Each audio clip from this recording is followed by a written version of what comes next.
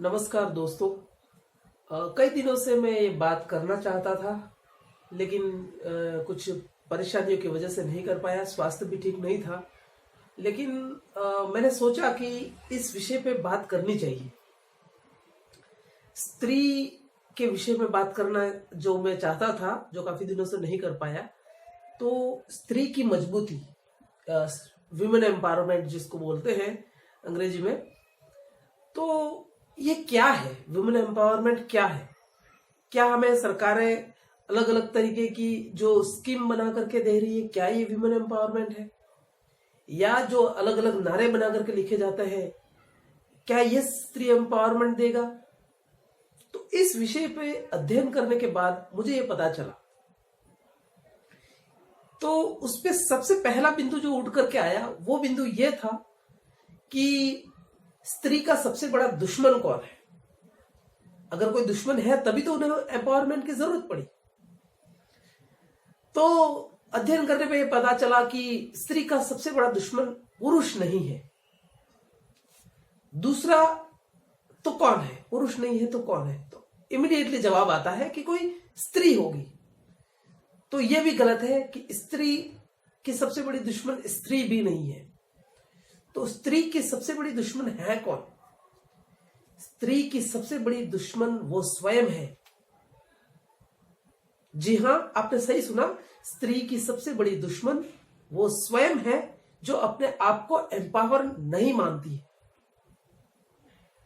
वो ये सोचती है कि जवान होना या सुंदर होना ही स्त्रीत्व है। मतलब जवानी और सुंदरता को स्त्रीत्व का पर्याय मानती है। वो आईने के सामने खड़ी होकर के अपने आप को देखती है और कहती है कि वो स्त्री जो ठीक कमर के नीचे से साड़ी पहनती है, तो मुझे भी अपना वजन कम करके उस तरह की साड़ी पहनने के लायक अपना पेट बनाना है। तो उस सुंदरता को प्राप्त करने के लिए वो ये नहीं सोचती कि उसका रोड मैप क्या है, और वो जो दूसरी औरत ये कर रही है वो उसके लिए कितना कष्ट सह रही है, वो ये नहीं समझती है। लेकिन उसे करना शुरू कर देती है और उस करने के रास्ते में आने वाली कठिनाइयों को सोचती नहीं है, और कई बार वो इसके लिए उपहास का कारण भी बन जाती है। अगर आप 1 घंटा टीवी देखेंगे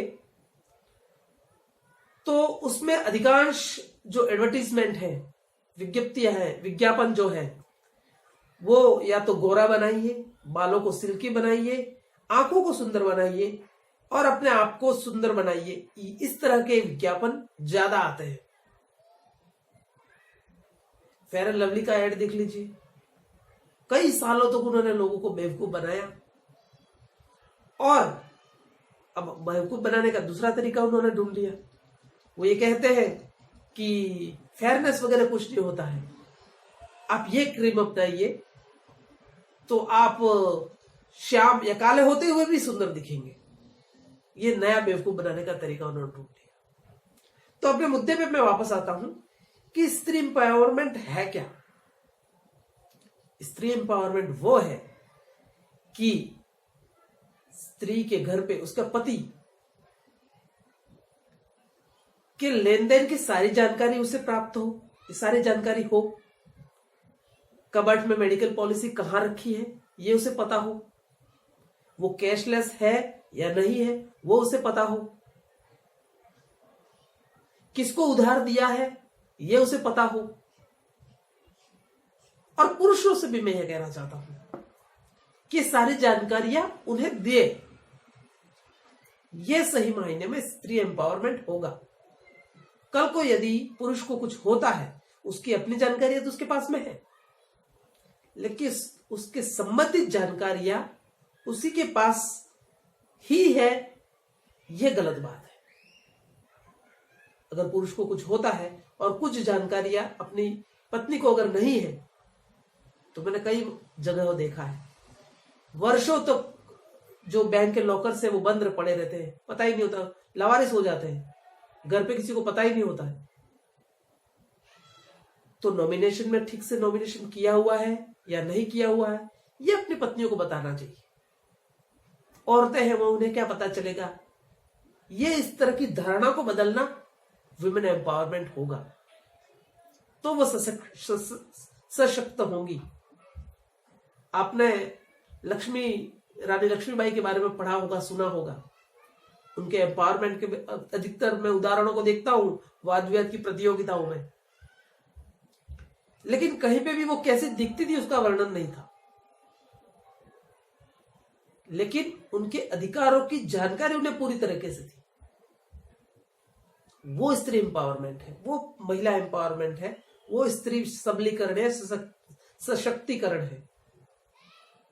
तो मैं दोस्तों आप लोगों से यही कहना चाहता हूं कि अगर आपको महिला एम्पावरमेंट, स्त्री सशक्तिकरण या सबलीकरण करना है तो आपको अपने घर से शुरू करना पड़ेगा। धन्यवाद।